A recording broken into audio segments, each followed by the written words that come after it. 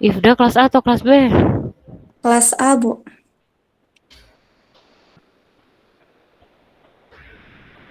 Ifda.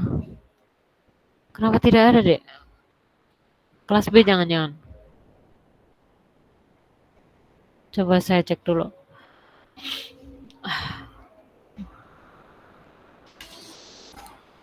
Hmm,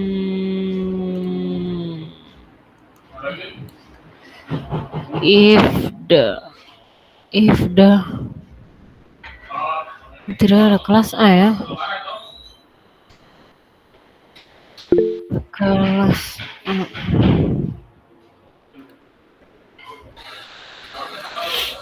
Iya. GHI. Oh ya, ada. Oke. Sudah ya. Oke, Dek. Jadi hari ini Adik-adik untuk semuanya ya, kelas A maupun kelas B. Jadi hari ini kita akan melanjutkan materi terkait tabel mortalitas gitu. Mungkin Adik-adik juga tidak asing. Tapi sebelum itu nanti ada satu uji hipotesis atau istilahnya bagaimana kita menentukan survival function-nya dari dua distribusi kemarin. Kalau tidak salah terakhir adik-adik kemarin mengestimasi survival dari Kaplan-Meier sama Nelson Allen ya, betul? Dan mungkin ada latihannya juga gitu. Untuk materi adik-adik bisa akses di sekolah karena sudah saya upload itu presentasi, jadi silahkan nanti dicek. Jadi kalau tidak salah pekan lalu saya ada latihan adik-adik menganalisa placebo ya, yang data placebo dibuat survival function-nya dengan estimasi Kaplan-Meier itu seperti apa, gitu ya. Nanti kita akan lihat. Terus hari ini nanti ada tambahan sedikit terkait itu estimasi non-parnya. Lalu selain itu nanti juga akan kita lanjutkan terkait tabel mortalitas, terkait interpolasi dan juga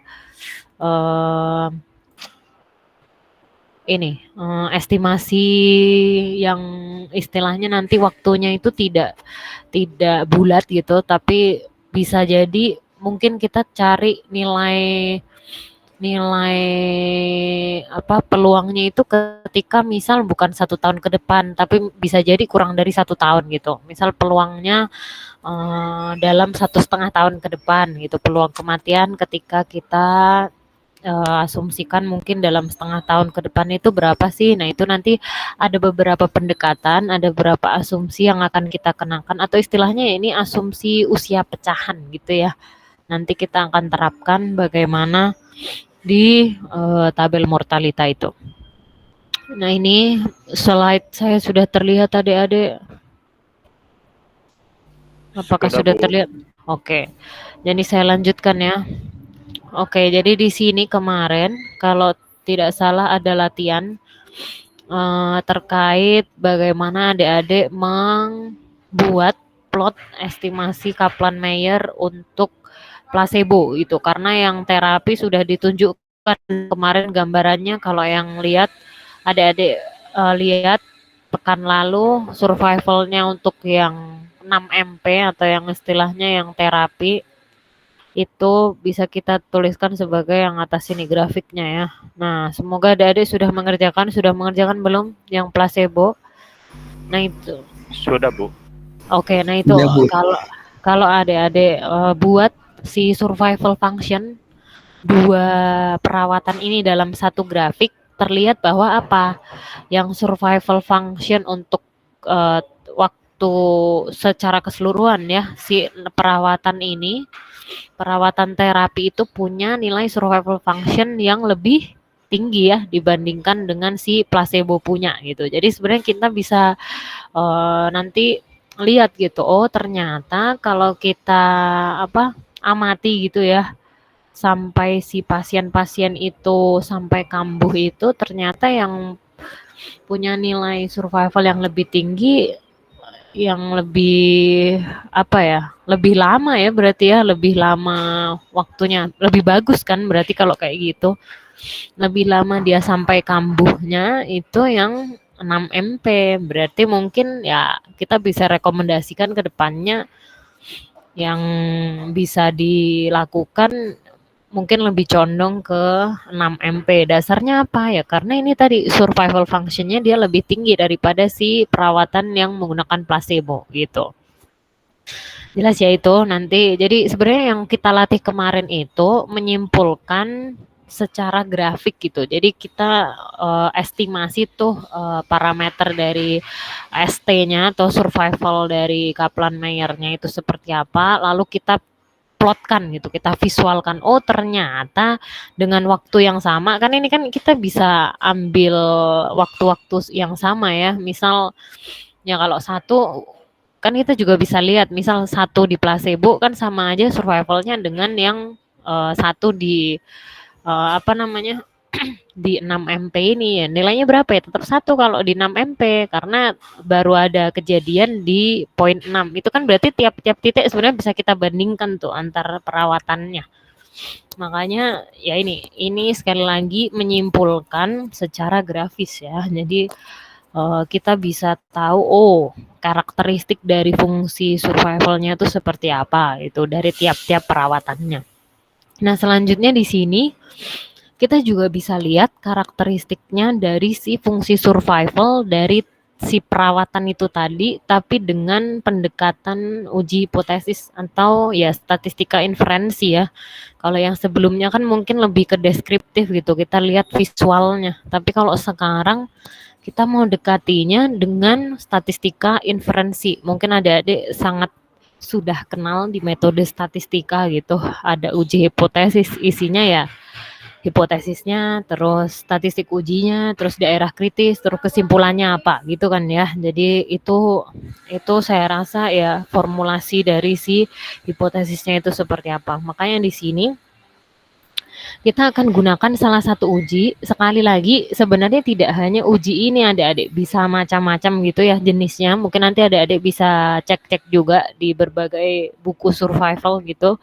Ada macam-macam uji gitu sebenarnya untuk membandingkan dua fungsi survival, tapi untuk yang di kelas ini saya hanya akan jelaskan terkait yang namanya uji Lockrang ini.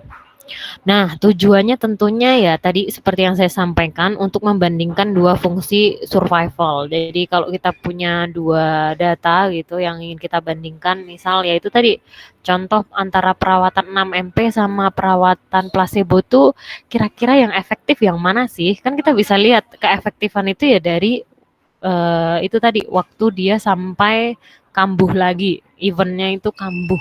Berarti kan ya semakin lama dia akan sampai di kambuh itu berarti kan asumsinya semakin baik gitu kan. Nah itu istilahnya membantu. Nah ini sama gitu. Terus nah di sini H0-nya, H0 hipotesis 0 yang kita ambil adalah S1T atau istilahnya survival function yang pertama ini, pertama kedua ini bisa terserah adik-adik sekalian ya penempatannya, tapi biasanya ya mungkin kalau di kasus kita tadi ya 6 MP-nya itu yang mungkin yang pertama, terus yang dua itu ya yang si placebo gitu. Diasumsikan fungsi survivalnya sama, terus yang hipotesis alternatifnya satu itu ya ada 3 kemungkinan, bisa lebih besar, kurang dari, atau ya istilahnya tidak sama dengan keduanya gitu ya. Jadi tidak sama gitu. Jadi kalau kita kalimatkan gitu, kita narasikan H0 itu berarti ya fungsi dua survival itu sama. Terus kalau H1 fungsi survivalnya berbeda gitu. Istilahnya seperti itu. Nah, nanti lebih besar atau lebih kecilnya mungkin nanti kita bisa gunakan uji hipotesis yang lain gitu. Tapi untuk uji Lockrang hanya istilahnya kita tahu bahwa dia sama atau tidak gitu antar fungsi survival itu. Jadi istilahnya melengkapi ya, sebenarnya kan kayak gitu ya, kadang kan normalitas, misalnya adik-adik menguji kenormalan data, residual data gitu. Itu kan sebenarnya kita bisa lihat dari dua cara gitu, dua metode. Yang pertama mungkin ya secara deskriptif, kalau dia memang data-datanya itu istilahnya dekat dengan kalau Anda lihat satu garis gitu, QQ plot gitu ya, dalam satu garis tertentu dia di antara sebar itu oh berarti normal.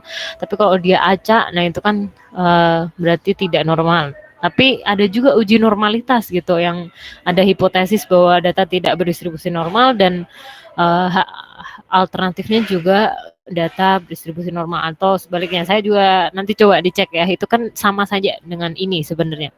Tapi di sini yang digunakan statistik uji ada W, istilahnya W itu isinya apa? Nah, ini O1 dikurang E1 dikuadratkan dibagi E1 ditambah O2 dikurang E2 dikuadratkan dibagi E2. Dengan W itu berdistribusi chi-square, C-square dengan derajat kebebasannya 1. Jadi tentunya ini nanti adalah satu nilai gitu ya. O itu adalah jumlahan dari eventnya dari kejadian 1, O2 ya jumlah kejadian eventnya di apa di tadi perawatan 2 gitu, di event kedua gitu ya. Di apa ya, perlakuan 2, ini perlakuan 1, perlakuan 2 gitu ya. Lalu E1 maksudnya yang di bawah ini, Dek. Jadi Y1 dibagi Y1 tambah Y2 dikali D1 ditambah 2. Terus E2 adalah Y2 dibagi Y1 ditambah Y2 dikali D1 ditambah D2 itu. Itu E besar sama ini estimasinya gitu Mas maksudnya. Jadinya dia E kecil. Nah, terus di sini kondisinya daerah kritisnya H0 itu akan ditolak jika tingkat signifikansi dengan tingkat signifikansi alfa, alfanya biasanya ya 5% ya atau setengahnya juga bisa 0,025 jika si W ini yang hitungan statistik ujinya itu melebihi chi-square 1 min 1 gitu. Jadi tergantung nanti yang menentukan juga alfanya itu berapa, nah itu juga mempengaruhi ya keputusannya gitu, kesimpulannya. Oke, nah untuk contoh kita tadi gitu, kemarin mungkin adik-adik juga sama ya, saya kira datanya. Nah, di sini saya rasa D1, D2 sudah didapatkan ya kemarin karena kita hanya mengamati data yang ada toh untuk T ini ya waktunya karena ini kebetulan sama ininya apa nilai-nilainya kita bisa urutkan gitu ya. Kalau misal yang untuk D1 yang 6 MP tentunya dari 1 sampai 5 tidak ada di kejadiannya, tapi setelah dari 6 seterusnya baru ada kejadian. Nah, ini kan sebenarnya ya tinggal istilahnya diakomodasi semua T-nya di sini. Terus D1 sekali lagi itu kan banyak kejadian gitu ya di titik itu. Terus D2 juga tapi untuk yang placebo. Kalau yang D1 untuk 6 MP, terus Y1 kemarin apa? Y1 itu kan data ini ya, data keseluruhannya ya. Jadi kalau ini tadi kemungkinan waktunya, T itu kan waktu toh, kalau Y1, Y2 berarti ya istilahnya sampelnya itu berapa jumlahnya awalannya. Nah, kemarin kan juga berkurang kalau ada yang tersensor gitu kan.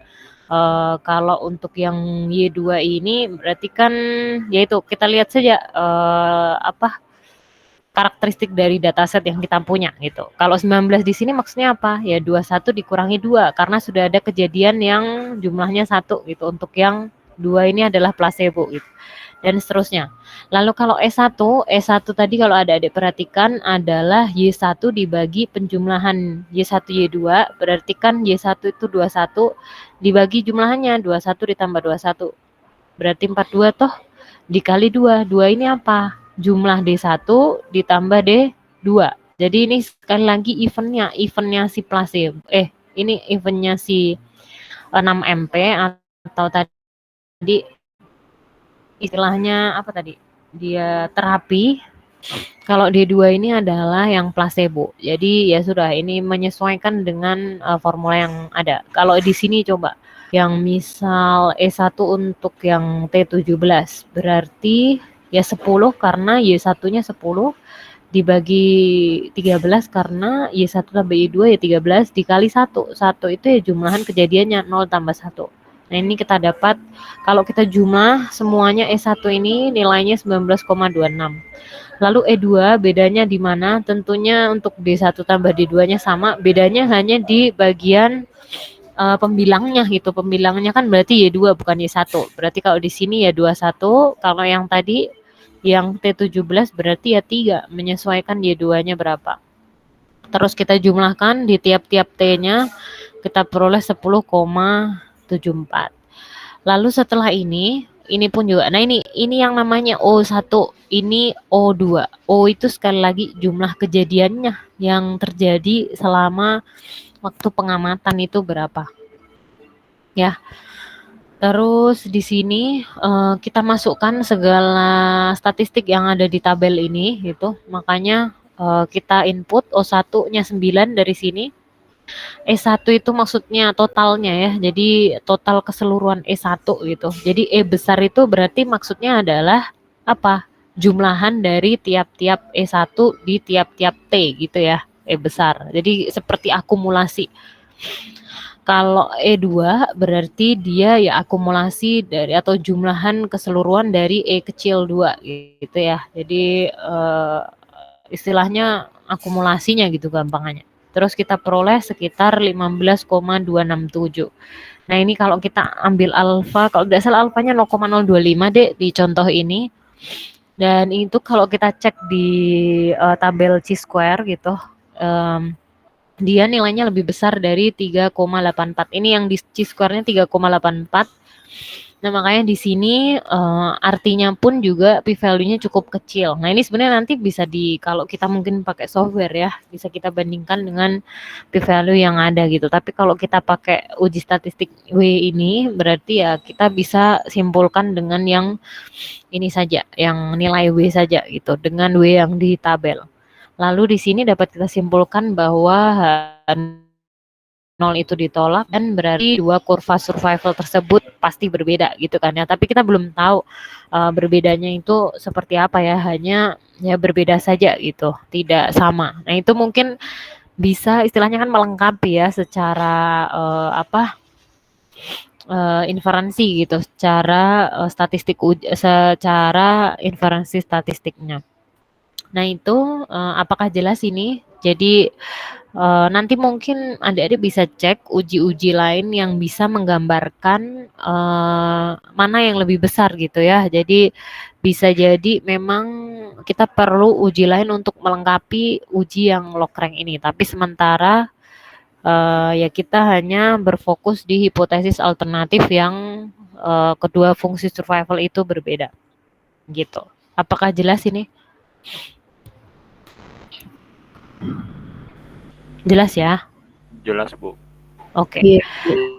Oke, nah selanjutnya jadi sebenarnya berhenti di situ ya terkait estimasi non-par. Jadi sebenarnya kalau estimasi non-par itu kan lebih ke datanya ya. Jadi kalau adik-adik punya data survival dan ingin tahu bagaimana karakteristiknya, sebenarnya kita yaitu bisa kita fit dengan suatu distribusi yang mungkin dipelajari di awal, yang mungkin adik-adik sudah buat infografis terkait distribusi itu dan parameternya berapa, nanti diestimasi, atau bisa adik-adik dekati dengan ini gitu, istilahnya non parametrik. Karena kenapa? Karena ada kekurangannya kadang yang parametrik itu yang kemarin. Misal kita mau cari estimasi parameternya tapi mungkin solusinya kita tidak bisa dapatkan secara analitik gitu. Jadinya kita harus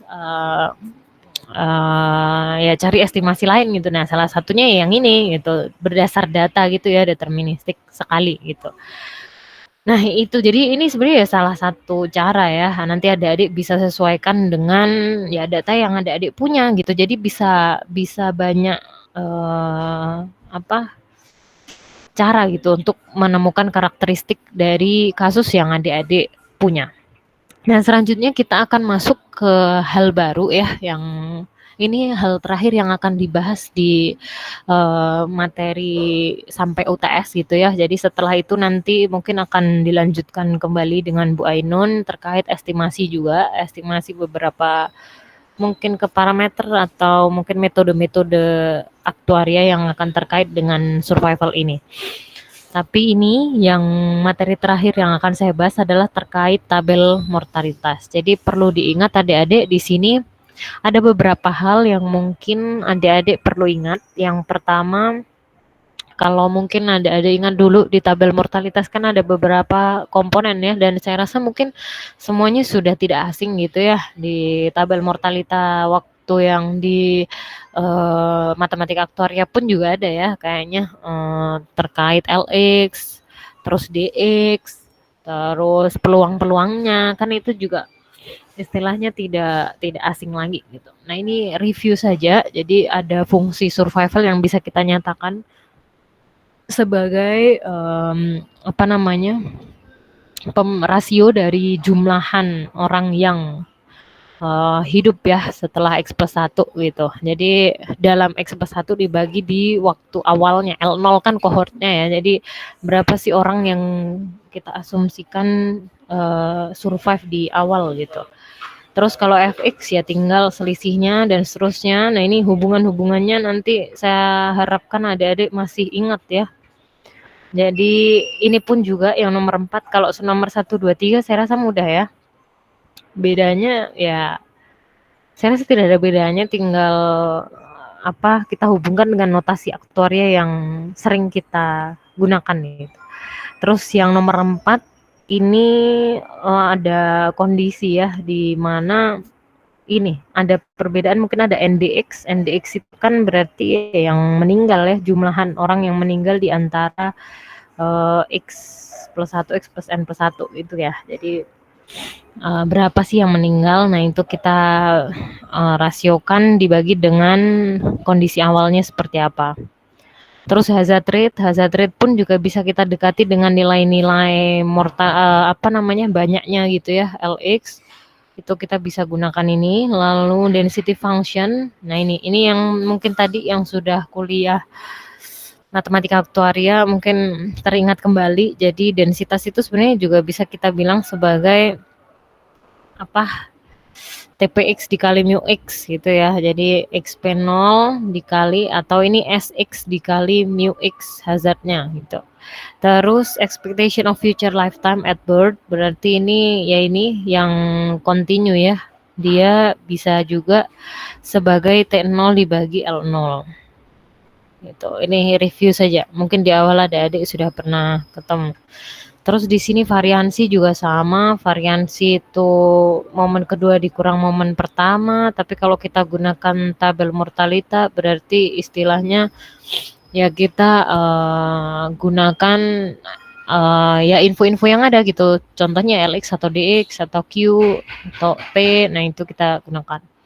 Nah, di sini ada komutasi ya, ada beberapa simbol-simbol yang mungkin baru adik-adik ketahui gitu. T0 misal. T0 di sini maksudnya adalah jumlahan dari LY gitu, atau kita kalau continue ya, kita bisa integralkan dari X sampai ta hingga dari si LY. Di LY-nya mungkin nanti berupa fungsi ya, bisa jadi seperti itu. Terus atau kalau kita bilang sebagai dalam tabel mortalita ya bisa jadi dari si jumlahan LX-nya sampai ta hingga gitu. Nanti kita bisa lihat di situ. Terus ini saya rasa nomor 9 ini juga sama.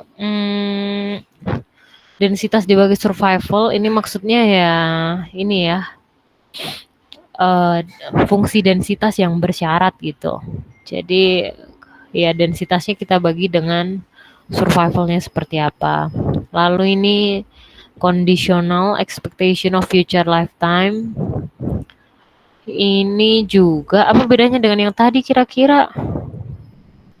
Kalau yang nomor 7 dia at birth ya. Jadi dibandingkannya harapannya dari dia lahir sampai waktu sampai dia sampai omega gitu, sampai tak hingga kapan gitu ya nanti waktunya. Tapi kalau ini dari waktu X, jadi usianya tertentu itu berapa.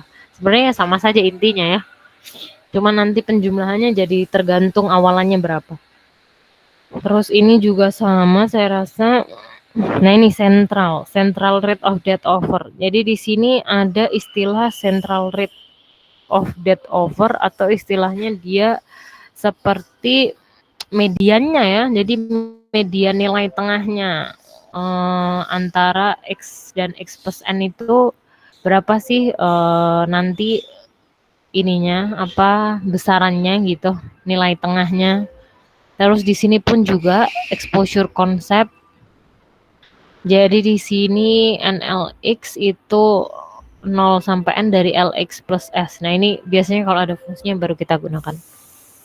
Nah, ini juga penting adik-adik dari konsep tadi, kenapa kita perlu menginterpolasi, karena mungkin bisa jadi nilai-nilai yang akan kita cari itu tidak ada di tabel mortalita. Kan kalau di tabel mortalita itu kalau adik-adik lihat hanya jaraknya itu per tahun ya, +1, +1, +1. Nah, bisa jadi kita pinginnya atau kita butuhnya itu misal setengah tahun selanjutnya atau seperempat tahun selanjutnya gitu kan, memungkinkan sekali ya kita perlu infonya seberapa. Nah, di sini ada beberapa pendekatan yang akan kita gunakan. Jadi yang pertama, ini sampai nomornya ada keganti ya. Itu harusnya 1, 2, 3. Jadi yang pertama itu asumsi linear. Jadi di sini diasumsikan bahwa hubungan antar titik data itu garis lurus. Jadi nanti kalau ada 2 titik data diketahui, berarti nilai yang di antara dua-duanya itu diasumsikan juga bertambah secara konstan karena ya tetap seperti garis lurus gitu ya. Terus yang kedua, asumsi eksponensial. Jadi di sini didasarkan bahwa hubungan antar titik memiliki pola eksponensial, yaitu pertumbuhan atau penurunan yang proporsional terhadap nilai sebelumnya. Jadi nanti ada pengalinya ya. Jadi sesuai dengan ininya nilai awalnya itu berapa. Terus asumsi hiperbolik atau sering dikenal sebagai asumsi Balducci adik-adik. Jadi mungkin adik-adik pernah kenal yang Balducci itu. Nah, ini juga menggabungkan metode yang sebelumnya gitu. Jadi linear digabung dengan eksponensial. Nah, tentunya ini juga karena gabungan ya, jadi lebih rumit dari keduanya. Jadi di sini titik-titik data itu diasumsikan non-linear dan dapat lebih baik menyesuaikan pola yang kompleks. Jadi istilahnya kita gunakan keduanya ya. Nanti kita lihat seperti apa tuh maksudnya. Nah, ini ringkasannya dan saya rasa ini penting di tiap-tiap barisnya gitu ya. Sekali lagi S itu biasanya memang yaitu tadi pecahan ya, misal setengah gitu. Oh, kita pengen tahu kan kalau di tabel mortalita tuh mungkin adanya L10 sama L11, tapi L10 setengah itu udah ada gitu. Jadi di sini ya 10 X-nya 10, S-nya setengah gitu maksudnya. Mungkin dalam apa namanya? Penerapannya gitu ya. Nah, ini di tiap-tiap asumsi tadi adik-adik linear tuh biasanya kita bisa bilang dia UDD atau apa kemarin uniform distribution of death ya. Jadi distribusi seragam, uniformly distribution of death kalau tidak salah ya. Nanti Anda cek. Nah, di sini untuk penjabaran Lx plus S atau istilahnya nilai banyaknya orang yang ada di Lx plus S gitu yang survive sampai Lx plus 1 gitu, Lx plus S plus 1. Nah, ini berarti Lx kita kurangi dengan S dikali Dx. Jadi S itu tadi ya pecahannya dikali si Lx plus 1 ditambah ini kan yang di awal ya, ditambah 1 min S dikali Lx. Lalu yang kedua untuk constant force, dia asumsinya untuk si Lx plus S adalah Lx kali Px dipangkatkan S. Kalau untuk Balducci, ini juga jabarannya tinggal dijabarkan ya, ini sama saja. Terus yang di sini, nah ini penjabarannya si Lx Balducci. Jadi S dikali 1 per Lx plus 1 ditambah 1 min S kali 1 per Lx dipangkatkan min 1. Nah, terus ini dengan kondisi S-nya itu ya antara 0 sampai 1 ya, adik-adik sekalian. Jadi memang ya pecahan gitu ya. Terus kalau yang kedua, ketika kita mau cari peluang si X itu misal akan tetap hidup di X plus S dengan S-nya itu ya itu tadi misal setengah tahun atau seperempat tahun. Nah, itu kita bisa dapatkan dengan UDD assumption, berarti dia 1 dikurang S dikali QX. Lalu kalau untuk eksponensial atau constant force berarti ya PX-nya kita pangkatkan si S. Atau kalau continue kita bisa bilang pangkat min mu S gitu. Jadi mengikuti saja. Kalau constant force kan berarti ya mu-nya konstan toh, berarti ya kita bisa dapatkan dari ini juga hubungannya sama. Terus ini pun sama, dua hal yang sama nanti adik-adik bisa lihat. Nah, terus sama juga dengan SQX-nya.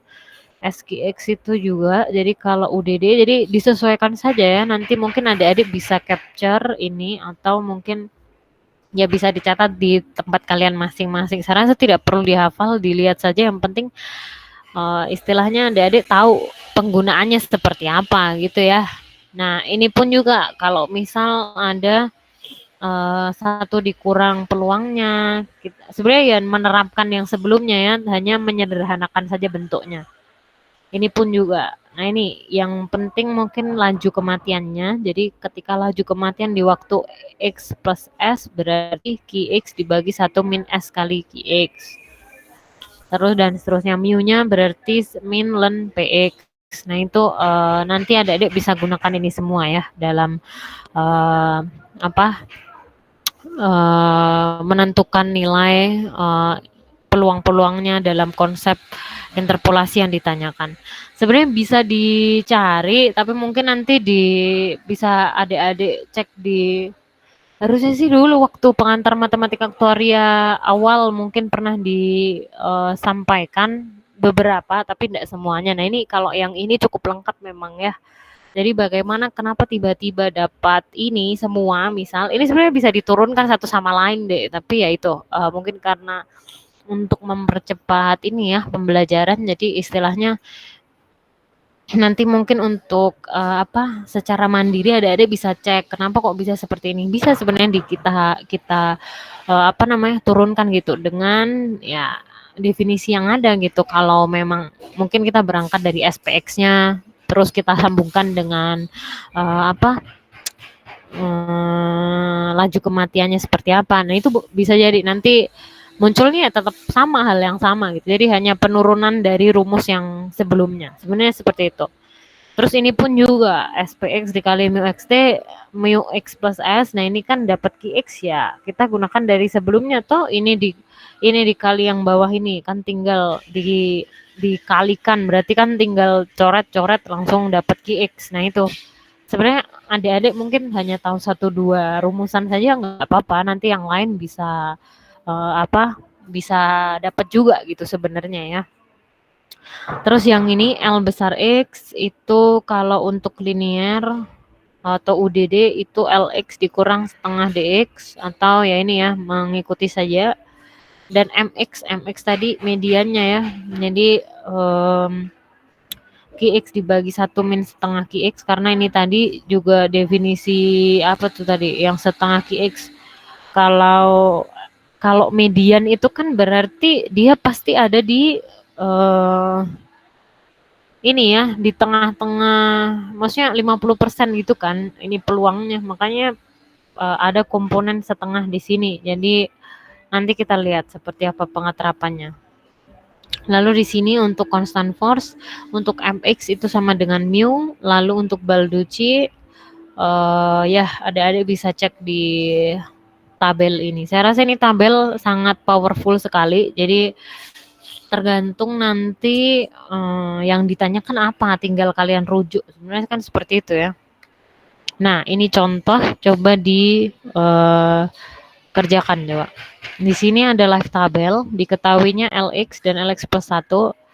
LX-nya 900, LX plus 1-nya 800. Lalu adik-adik diminta untuk menghitung MX berdasarkan asumsi UDD, Uniform Distribution of Debt. Uniform Distribution of Debt. Berarti yang mana yang digunakan? Ini ya. Cocok ya? Ini soal PAI, berarti kalian harus hafalkan ini ya. Atau diketahui ya di belakang, saya juga belum cek-cek jujur yang ini soal-soal tahun lalu, maksudnya pengajaran yang lalu-lalu. Jadi kurang tahu ini soalnya tahun berapa, tapi silakan coba dikerjakan.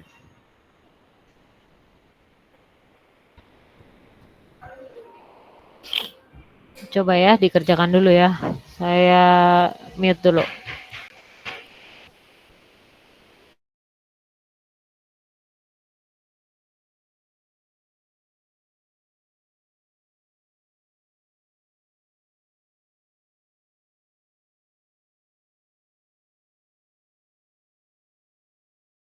Ibu bisa minta tolong ke slide sebelumnya.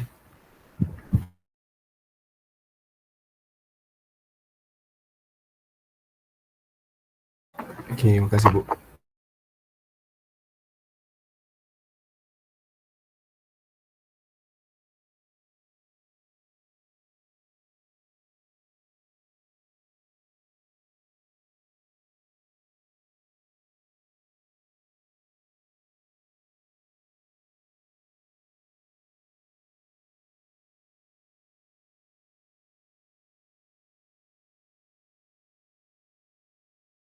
Bukan 0,117, Bu.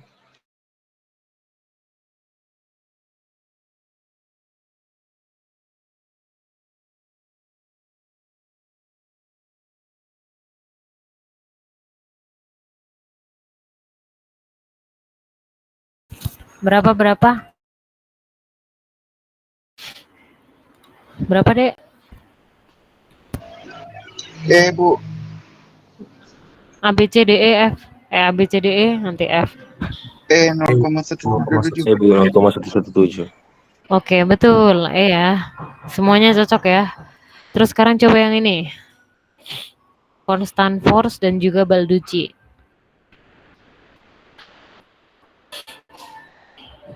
MX-nya mu. Mu-nya constant force gimana? Nah, itu perlu dicek juga ya. Mu-nya constant force perlu apa tuh? Ini nih.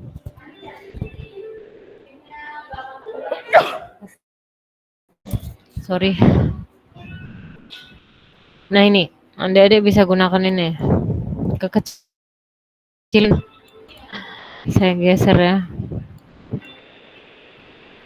Jadi ini penting ya. Jadi untuk asumsi apa memang perlu.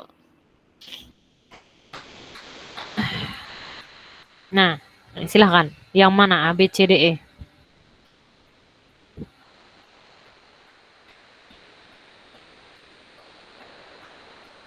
(15) yang B, Bu. Oke. Ini yang B cocok. Terus yang 16.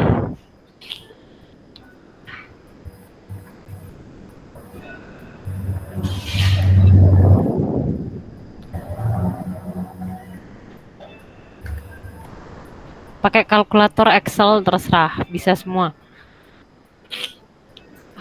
Ibu.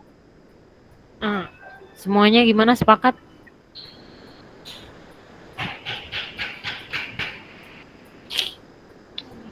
Sepakat. Oke, kita cek apakah B dan A. Yang nomor 15 B cocok. Terus yang 16 A. Oke, good. Jadi saya rasa ininya ya kuncinya ya tinggal sebenarnya ini ya.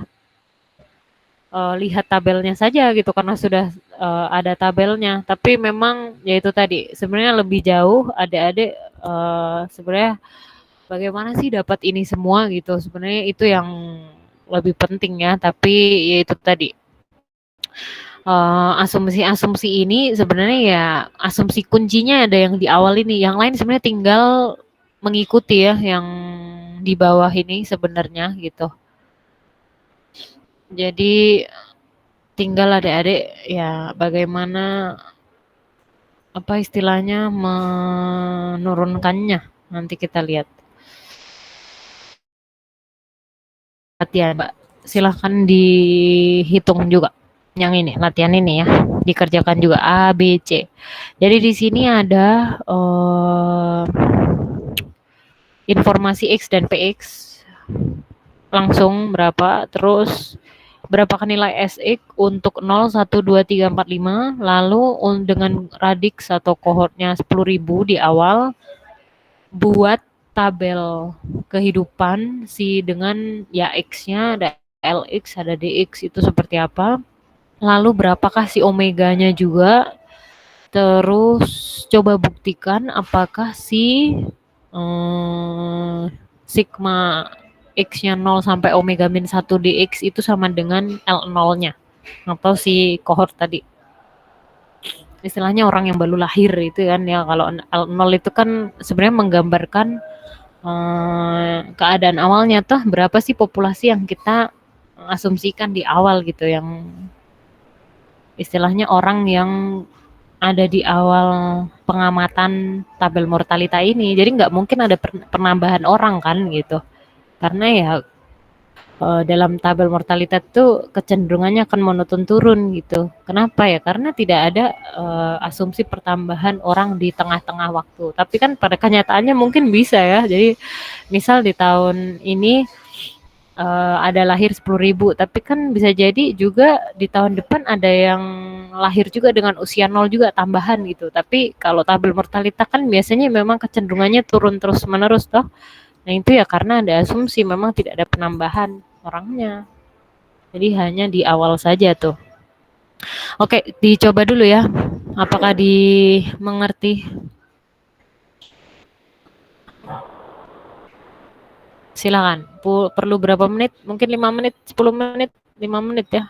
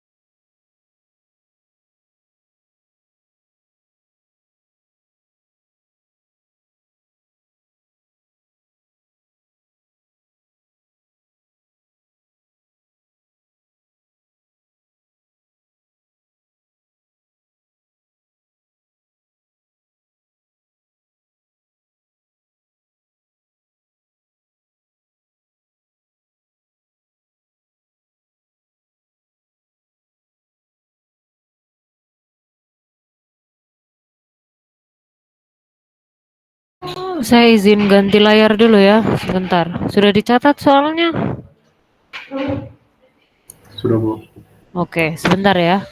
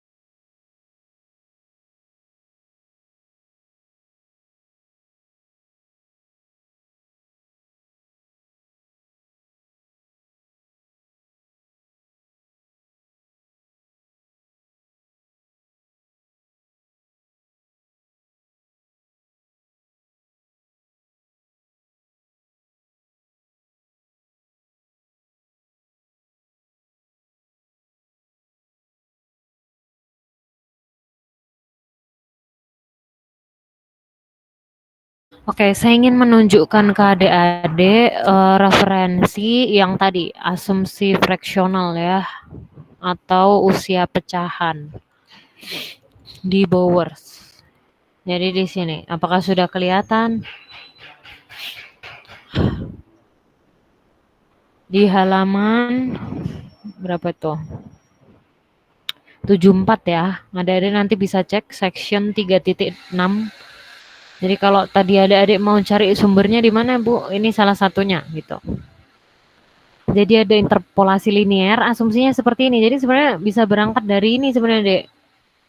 Sx plus T itu sama dengan 1 min T kali Sx ditambah T dikali Sx plus 1. Jadi ini asumsi distribusi seragam. Lalu TPX itu fungsi linear ya, karena bentuknya seperti ini ya. Terus eksponensial, nah ini yang penting adalah asumsi log X S plus log S X plus T itu sama aja 1 min T kali log Sx ditambah T dikali log Sx plus 1. Terus yaitu TPX eksponensial. Kalau harmonik atau hiperbolik atau Balducci, jadi bisa disebut menjadi 3 hal ya, interpolasi harmonik, interpolasi atau asumsi hiperbolik, atau asumsi Balducci gitu. Itu adalah 1 dibagi Sx plus T sama dengan 1 min T per Sx ditambah T dibagi Sx plus 1. Nah ini nanti TPX-nya juga berupa kurva hiperbolik gitu. Terus di sini saya ingin tunjukkan, nah ini berarti kalau misal tadi kita cari misal siapa tadi? Siapa yang pertama tadi ya? TQX tadi linear ya kalau nggak salah. Coba tadi TQX saya lupa. T dikali QX, T dikali QX ya linear ya, udah deh. Nah ini di sini adik-adik berarti kan yang pakai istilahnya asumsi yang kita punya tadi gitu. Jadi yang di sini awalannya yang ini, pokoknya yang penting sebenarnya yang ini nih. Asumsi awalnya, dan yang lain itu yang menurun dari situ gitu. Makanya ini contoh TQX kan ya Sx dikurang Sx plus T dibagi dengan Sx. Nah, kebetulan si Sx plus T-nya siapa? Si UDD, Uniform Distribution of that itu tadi definisinya apa ya di sini toh? 1 min T Sx ditambah T X plus 1 gitu. Ya kita substitusi ke sini. Ternyata bisa kita sederhanakan menjadi ini. Oh, ternyata di sini ya bentuknya T dikali QX gitu. Jadi QX-nya apa ya? QX-nya seperti definisi sebelumnya kan ya. QX, kalau QX kan berarti T-nya sama dengan 1. Berarti di sini ya bentuknya seperti yang kita biasa kenal gitu. Jadi kalau untuk asumsi ODD ya sudah berarti untuk TQX itu sama aja T dikali QX. Karena kenapa? Tadi untuk XX plus T disubstitusi menjadi yang ini, yang apa? Berupa distribusi seragam tadi linear ya, 1 min T kali SX ditambah T kali SX plus 1. Nah itu nanti adik-adik bisa turunkan untuk yang lain, jadi sama saja sebenarnya gitu. Kalau misal mu xt, x plus t berarti kan turunan dari s aksen, turunan pertama dari sx plus t-nya si UDD tadi. Berarti ini adik-adik nanti turunkan 1 kali dulu terhadap si siapa berarti? Terhadap si x ya, nanti diturunkan dulu. Terus ya sudah, kita nanti tinggal rasiokan, dapatlah nanti ya rumusan yang mungkin sudah menjadi ringkasan ya. Tapi kalau sekali lagi kalau mau dicari satu-satu tuh sebenarnya bisa sekali mungkin. Tapi ya itu tadi patokannya yang mana? Yang ini sebenarnya. Yang ini ya, yang saya biru-biru ini ya. Asumsi SX plus T-nya beda-beda. Karena itu tadi TPX-nya dianggap linear, dianggap eksponensial atau hiperbolik gitu. Oke, karena kan ya kita namanya juga interpolasi ya. Interpolasi kan berarti ya mencari di dalam 2 data gitu. Jadi mencari data di dalam 2 data yang diketahui, misal kayak gitu. Jadi mencari gambarannya di tengah-tengah itu seperti apa di antara 2 poin data. Kalau ekstrapolasi kan di luarnya. Jadi ya seperti itu. Apakah jelas? Nanti bisa dibaca-baca di sini ya untuk tambahannya adik-adik. Oke, terus yang ini bagaimana? Apakah sudah dapat? Layarku kelihatan kan? Ya, kelihatan ya. Gimana ini? Untuk what are the corresponding value of SX X0 1 2 3 4 5. S0 berapa S0? 1, Bu. 1, betul. Terus S1 0,9. 0,9. Kalau S2 0,72. 0,72. Dari mana itu? 0,9 dikali 0,8, Bu. Oke, betul. Terus yang ini S3 0,432. Oke. Wah, berarti mengalihkan yang sebelum-sebelumnya ya, ya kan? Iya, Bu. Dan seterusnya sampai S5. Berapa itu S5? 0. 0. Cocok. Oke, good. Terus yang B. Yang B gimana? Karena saya tidak bisa menulis, jadi ini ya. Bagaimana kira-kira? L0-nya berarti berapa? D0 L0-nya 10.000, Bu. Terus oke, terus D0-nya? D0-nya 1.000. 1.000 dari mana? 10.000 kurang 1.000, Bu. 10.000 kurang 900. Ini karena berdasar ini ya, mengikuti Iya, Bu. ini juga tuh. Jadi Iya, Bu. mungkin bisa cari L-nya dulu. Istilahnya L di tiap-tiap X-nya berapa dulu berdasarkan fungsi ini, survival ini, terus baru kita dapat yang D-nya, gitu kan bisa seperti itu juga. Terus omeganya berapa omega? 6. 5. Omeganya berapa?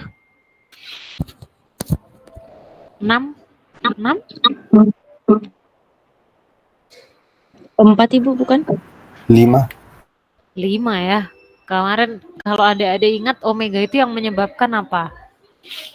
Atau bagaimana? Coba di slide selanjutnya sebenarnya ada ya. Jadi coba kita lihat masing-masing. Jadi di sini untuk SX-nya 0125, nah ini sama. Tadi seperti yang disebutkan oleh teman kalian ya. Jadi nilainya per masing-masing ya kita bisa lihat dengan mengalihkan apa peluang-peluang yang ada di titik-titik tersebut gitu. Terus yang tadi yang kedua untuk LX, nah ini kan sebenarnya bisa berawal dari yang survival yang sebelumnya yang kita dapatkan gitu. Jadi LX L0-nya 10.000 berarti L1-nya ya 9.000 karena berdasar ini toh survive-nya orangnya itu. Terus untuk yang 2 7.200, 4.300, 1.200 dan yang terakhir adalah 0. Terus DX kan berarti LX plus 1 LX dikurang LX plus 1 itu kan jadinya ini 1.000, 1.800, 2.800 dan seterusnya sampai 0. Oke, jelas ya. Nah, terus omega itu sebenarnya ya di saat tidak ada orangnya ini berarti berapa ini? Ya 5 gitu ya. Jadi di situ. Terus nah ini ketika si peluangnya 0 gitu ya, si SX-nya. Terus di sini buktikan bahwa sigma dari X sama dengan 0 itu sama dengan omega min 1. Berarti tinggal kita melakukan itu semua. D0, D1, D2, D3 sampai D4. Hasilnya 10.000, yaitu terbukti bahwa nah ini tinggal saya rasa ini berdasar data bisa ya, adik-adik bisa buktikan. Oke, apakah jelas ini latihan? Ini sebenarnya juga mengingat-ingat lagi ya, malah belum ada mungkin latihan yang terkait yang asumsi pecahan tapi yang lebih banyak gitu. Nanti ada sih di case study 2 ya, nanti kita lihat. Oke, bisa mengerti ini. Oke, nah ini saya lanjutkan untuk tugas adik-adik di case study 2. Jadi di mata kuliah ini pun di survival ada case study 2 atau tugas ya saya bilang, tapi ini tugas kelompok karena adik-adik sudah pernah dibagi dalam kelompok-kelompok kecil ya kalau nggak salah untuk kelas A ataupun kelas B yang kelompok distribusi, infografis distribusi itu. Jadi mohon ingat-ingat kembali kelompoknya. Untuk deadline pengumpulannya Jumat 11 April 2025, jadi pekan ke-8 di hari Jumat malam ya. Ini pukul 23.59. Terus apa saja tugasnya? Nah, yang pertama ada soal. Jadi di sini ini sama untuk semua kelompok ya. Jadi tapi dikerjakannya sekali lagi bukan individu tapi kelompok. Diketahui data survival ada grup 1, grup 2, plus itu menandakan data tersensor kanan, lalu adik-adik diminta untuk cari fungsi survival dengan Kaplan-Meier dan juga Nelson-Allen untuk masing-masing grup. Saya harapkan selain nilainya mungkin bisa divisualkan juga ya, ada grafiknya juga seperti apa. Terus yang kedua, di sini ada studi tentang mortalitas akibat penyakit kronis di suatu klinik. Jadi ada grup yang punya riwayat penyakit kronik gitu dan itu grup 2 dan grup 1 itu yang tidak punya riwayat penyakit kronik. Lalu ada datanya sebagai berikut. Semuanya 25 total gitu, tapi ada yang tersensor yang grup 1, yang grup 2 tidak ada yang tersensor gitu ya. Nanti ada lihat 1, 2, 3, 4, 5, 6, 7. 7 kali 3. Ini koma ya. Jadi gini, 25 data kan. Maksudnya ini 5,8, 2,9, 8,4 gitu. Ya. Ini ada spasinya soalnya. Jadi mohon diperhatikan baik-baik. Kalau yang ini berarti 12,3 plus itu satu data. Kalau yang grup 2 5,8 itu ya satu data gitu ya, bukan 2 data gitu. Paham maksudnya? Paham, Ibu. Oke, terus di sini adik-adik diminta untuk cari estimasi fungsi survival menggunakan Kaplan-Meier dan juga gambar estimasi fungsinya. Sebenarnya di sini adik-adik boleh pakai Excel, boleh sekali ya. Kalau mau digambar dengan baik boleh, tapi kalau mau manual pun juga enggak masalah gitu ya. Kalau mau manual pakai tangan itu enggak masalah juga. Terus uji juga kedua grup ini apakah berbeda atau sama dengan menggunakan log rank test alfanya 0,025 seperti yang saya jelaskan di awal pertemuan. Oke, apakah jelas ini soal? Maaf Bu, bagaimana tadi yang koma-koma itu? Koma-koma ini kan N-nya kita kan berpatokan sama yang di kolom ini judul kolomnya ya. N itu 25 nih, N25. Berarti data di dalam sini itu ada 25. Makanya datanya tidak bulat ini. 12,3, 5,4, 8,2 dan seterusnya. Jadi ini koma itu menandakan desimalnya sama separasi antar datanya. Jadi 12,3 plus itu data pertama, 5,4 data kedua, data ketiga 8,2 dan seterusnya. Makanya pokoknya jumlah datanya 25. Gitu. Apakah jelas? Oh ya, jelas Bu. Yang ini pun juga, ini 5,8, 2,9, data ketiga 8,4 dan seterusnya sampai 3,9. Kalau misal kita anggap koma di sini adalah separasi jumlah datanya, lebih dari 25 pasti. Ya, jadi dilihat-lihat saja. Nanti mohon ditulis ulang ini. Jadi kalau misal adik-adik mungkin ada salah typo, saya berpatokan dengan apa yang adik-adik tuliskan di pengerjaannya ya. Tapi saya harapkan tidak typo ya. Semoga paham semua maksud saya. Oke, terus next satu lagi terkait yang tadi, yang tabel mortalita. Jadi di sini ada info cuplikan dari tabel kehidupan, hanya beberapa saja gitu ya. Untuk L50, L75, L75, L74, L75, dan L76. Lalu adik-adik diminta untuk cari median dari future lifetime atau ya itu TX ya, X-nya untuk seorang berusia 50 itu berapa si mediannya, MX, M50 berarti ya. M50, asumsinya uniform atau UDD atau linear, dan juga yang kedua constant force atau eksponensial tadi. Itu tanpa yang hiperbolik ya berarti. Jadi hanya dua saja. Bagaimana kira-kira menentukan MX atau mediannya dari usia X-nya adalah 50 gitu. Oke, apakah bisa dimengerti? Ini 3 saja ya, karena sudah thank you. Mau tambah? Kayaknya cukup gitu ya. Jadi ada 3 soal dan adik-adik terserah mau kerjanya gimana karena saya rasa orangnya banyak ya. Bisa adik-adik kerjakan bersama atau dibagi-bagi, monggo. Yang penting nanti di submit di masing-masing akun gitu ya. Jadi sudah saya buat tempatnya di Sikola. Jadi adik-adik bisa cek deadline-nya sama seperti yang saya sampaikan di PPT. Jadi pukul 23.59 ya. 11 April 2025 pukul 23.59. Tugas kelompok tapi disubmit secara individu. Jangan sampai keliru. Gitu sih. Bagus sekali rima saya ya.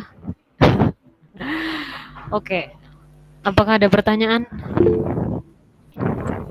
Ibu, Coba. kalau semisal pekerjaannya dikerja pakai tangan itu nggak apa-apa kan Ibu?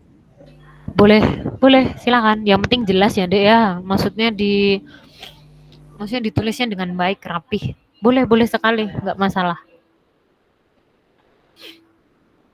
Karena datanya juga sedikit toh, tidak terlalu banyak seperti misal data time series. Jadi boleh adik-adik mungkin hanya pakai kertas nggak apa-apa, tapi karena ini kerja kelompok ya silahkan berdiskusi dengan kelompok ya. Kalau mau dibagi-bagi ya silahkan, tapi saya ingatkan kalau dibagi-bagi ya di-share sama teman-teman sekelompoknya, karena ini nanti juga saya ujikan di UTS gitu ya.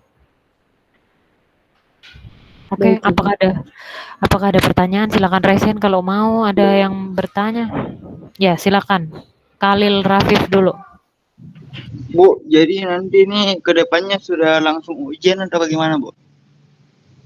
Oke, jadi untuk kedepannya ini nanti mungkin mungkin sama seperti mata kuliah yang sebelumnya saya bilang ada latihan soal dulu adik-adik. Jadi nanti mungkin ada latihan-latihan soal yang saya kasih ke adik-adik. Mungkin nanti kita bertemu secara daring kah atau bagaimana nanti saya mungkin umumkan di grup saja ya. Kayaknya mungkin masih daring ya. Nanti kita lihat kalau memang memungkinkan offline ya offline, tapi kalau enggak ya berarti kita daring saja, enggak masalah. Tapi ujiannya di pekan ke-9 adik-adik, di tanggal berapa tuh berarti? 14 ya. Karena tanggal 7 masih libur tuh kalian. Jadi enggak boleh kita masuk toh. Jadi mungkin nanti saya kasih latihan soal saja ya, dikerja di tempat masing-masing. Nah, nanti kalau perlu diskusi ya kita buat Zoom meeting atau ya bikin meeting kayak gini saja gitu. Oke? Nanti ujiannya tanggal 14 saya bilang ya, 14 April. Oke, jelas tidak itu?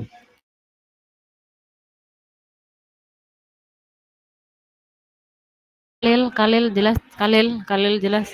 Iya Bu, jelas Bu, makasih Bu. Oke, tadi ada lagi yang mau tanya? Rohit kalau nggak salah. Iya Ibu, jadi kan sebelumnya itu yang kita suruh di PPT sebelumnya disuruh kerjakan Ibu. Nah, terus saya dapat visualisasinya agak berbeda dengan yang sudah kita kerja. Oh, boleh di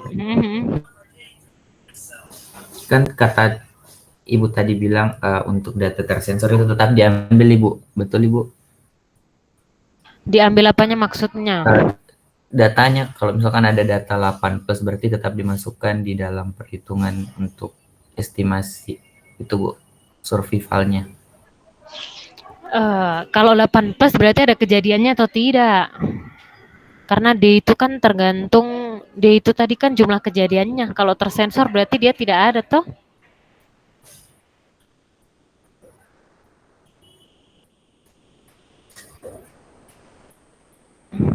Jelas tidak, Dek? Coba saya lihatkan yang tadi ya. Ya Ibu. Oke, sebentar. Di mana tadi?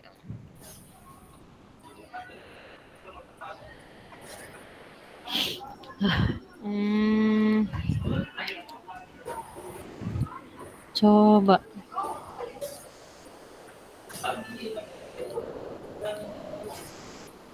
Kemarin kayaknya ada yang ini ya, ada satu tabel yang mungkin rancu gitu karena yaitu tadi di waktu menyensor itu sudah ada kejadian atau belum gitu kan kemarin. Terus setelah saya cek di buku itu juga hasilnya seperti itu. Tapi kan aneh juga ya yang terakhir kemarin mungkin yang sebelumnya. Tapi coba kalau kita lihat yang ini gitu, bukan yang 6 MP sama placebo kalau nggak salah yang kemarin. Tapi yang contoh satunya, iya kan? Iya Ibu. Nah, kalau yang ini kayaknya kemarin sudah dihitung belum ya? Kalau ini kan 6, kejadiannya 6, kejadiannya 3. Kalau ini kan yang saya gambarkan ini survivalnya. Coba kalau menghitung survivalnya kemarin gimana? Apakah data awalnya sama itu ini?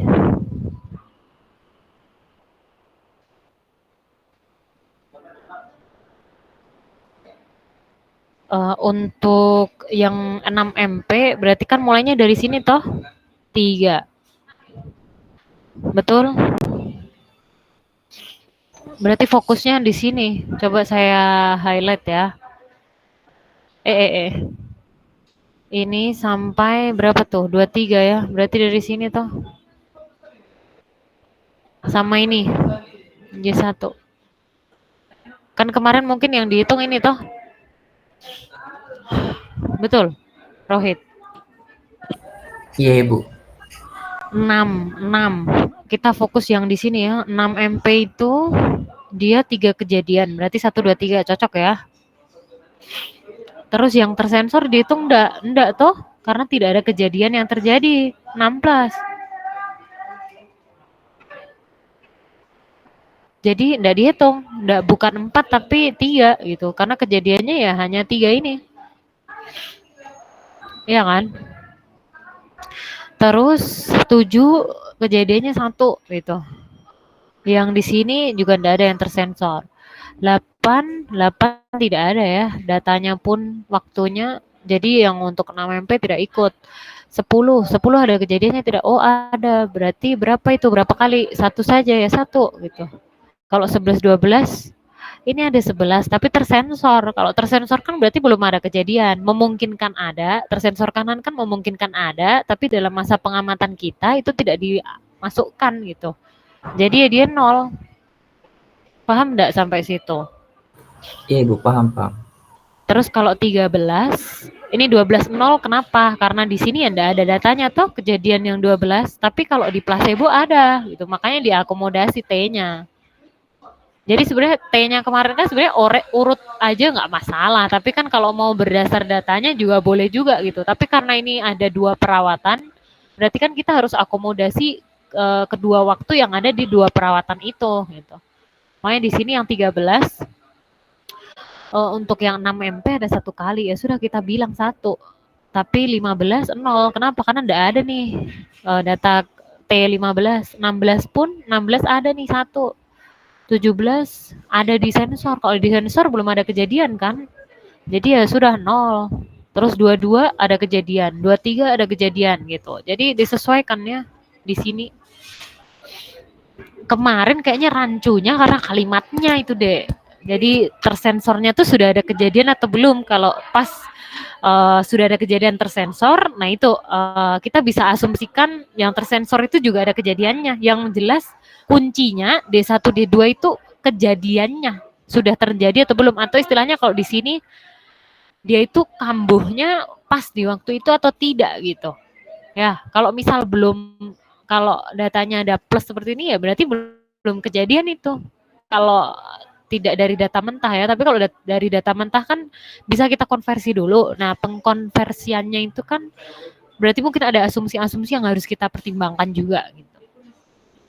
Oke, terus kalau yang placebo, saya kira tidak ada sensor data di sini, jadinya ya langsung sesuaikan dengan jumlah data yang ada gitu. Ya misal kalau dia T-nya 1 ya ada 2, kalau T-nya 23 ya ada 1 gitu. Terus ininya juga untuk Y-nya, nah ini mungkin Y-nya ya. Y-nya itu kan sebenarnya jumlah datanya keseluruhan toh awalannya gitu, 21 orang.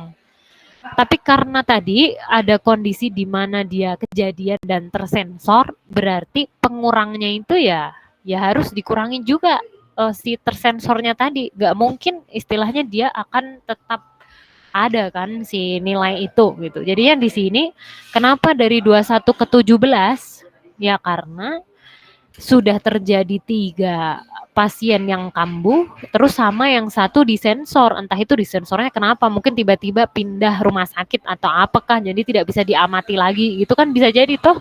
Jadi istilahnya ya dia tersensor gitu. Makanya ya istilahnya orang yang masih bisa kita lihat ya tinggal 17 orang gitu untuk pengamatan selanjutnya. Apakah bisa dipahami? Terus kalau 17 kurang 1 untuk time ke-8 ya 16 karena itu tadi sudah ada kejadian di T sama dengan 7 1 orang gitu. Ya sudah berarti tinggal 16.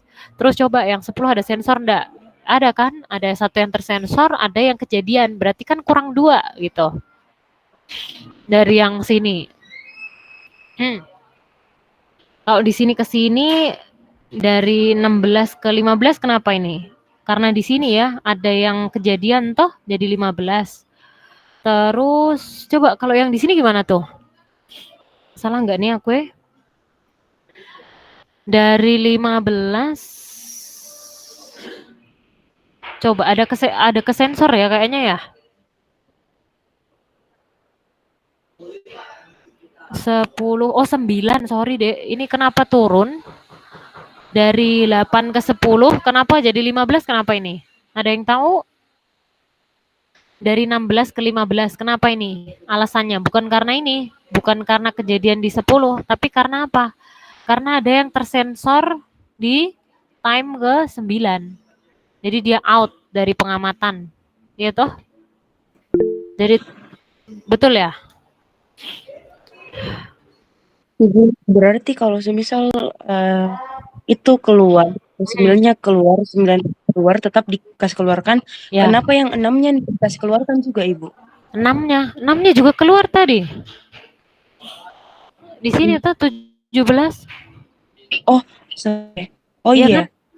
3 kejadian, 1 tersensor. Jadi kan 4, 21 kurang 4, 17. Oh iya, Ibu. Maaf, Ibu. Iya ya, Salah cocok ya. Berarti kalau yang tadi 15 dikurang yang tersensor 1 nih 10. Berarti kan kurang 1, 4. Tapi yang kejadian juga di waktu ke-10 1 juga. Berarti 13 gitu kan. Terus next-nya, kenapa ini jadi 12? Karena ada yang tersensor di mana tuh? Kalau ini apa ini? Yang ke sini ya. 13 ke 11 ding, sorry ya, 11 ya. Ini kan jumlahnya ya. Karena ini mirip-mirip angkanya jadi kayak ini ya, Dek. Ini maksudnya 11 plus ya. Di sini di waktu ke 11 tuh ada yang disensor, berarti kan keluar lagi tuh. Jadi kurang 1 tinggal 12. Ya toh? Terus ini tetap 12 karena tidak ada data 13 tersensor, enggak ada. Istilahnya mengikuti time frame yang ada sih, Dek, ini. Jadi mohon diamati per masing-masing kalian ya. Oke, apakah bisa dipahami nih? Rohit, semoga nanti paham tidak Rohit? Paham Ibu, paham. Oke, jadi nanti mungkin diperbaiki dulu ya sesuai dengan yang ini, dicek dulu. Oh, apakah nanti menghasilkan yang ini? Kalau ini kan berarti mengakomodasi memang. Ini penggambarannya ya hitungan survivalnya bukan DI, bukan YI-nya, tapi survivalnya kemarin kan DI-nya kejadiannya dibagi dengan yang keseluruhannya gitu ya. Nanti mohon dicek. Dan mohon gambarkan juga kalau ada tersensor berarti ada garis di situ toh. 6, 9 dan seterusnya. Oke, apakah jelas? Ada pertanyaan lagi, Dek?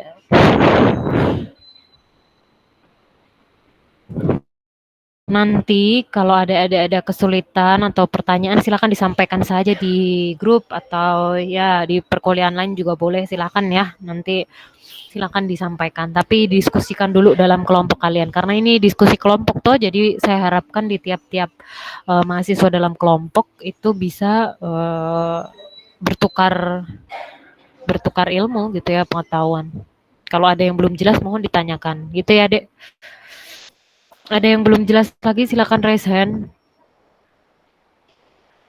Kalau sudah silakan kasih love, tap layar. Oke, sip. Oke, terima kasih ya. Mungkin lama-lama saya live TikTok saja ya, biar dapat ini gift-gift gitu kah. Oke lah.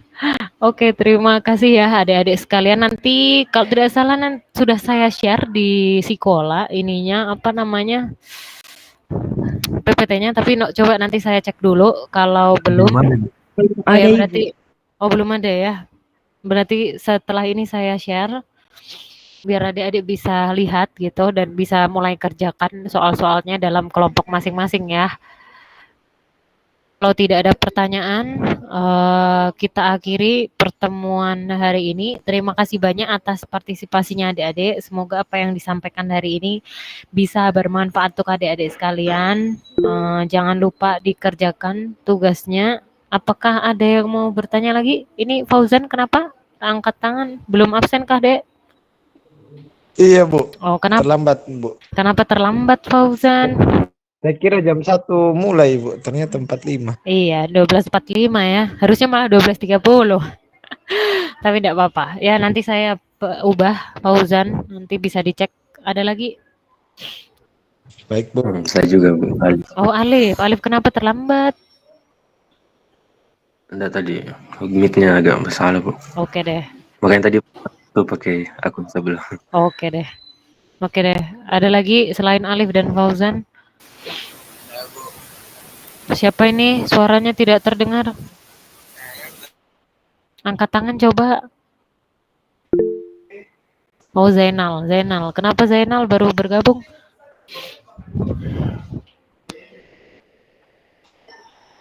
Halo, Zainal. Halo. Oh, error. Oke, ada lagi selain Ali, Fauzan, dan Zainal? Tidak ada? Oke, kalau tidak ada, mungkin beri tepuk tangan untuk kita semua. Silent ini ya. Silent clap, silent kan. Oke, ya sudah. Kalau sudah bertepuk tangan semua, kita akhiri.